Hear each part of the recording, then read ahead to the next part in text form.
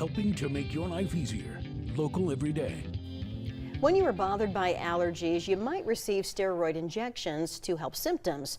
Well, today I'm visiting with an allergist about the difference between steroid and allergy shots. Dr. Hannah Newhouse is here from Allergy, Asthma and Immunology Associates, PC. Nice to have you here, doctor. Thank you for having me. So what is the difference between an allergy shot and a steroid shot? So an allergy shot is a shot which is given as part of a series of injections for allergy immunotherapy. During allergy immunotherapy, the goal of that is to try to retrain the immune system away from thinking that those allergens are dangerous and producing an immune response or allergic response, and more towards a state of tolerance.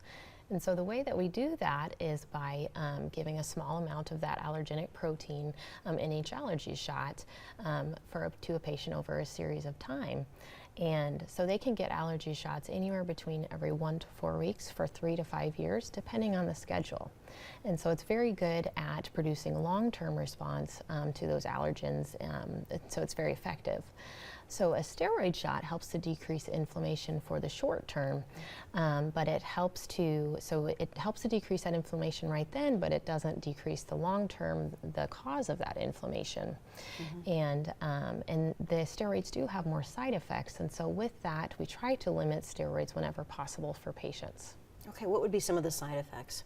So some of the side effects of steroids are most prominent in patients that have had recurrent steroids or longer term steroids. But some of the side effects we think about are mental health concerns, irritability, anxiety, depression. We also think about things like increased blood pressure, increased risk for infections, and they can also have decreased bone mineral density, which puts them at increased risk for fractures.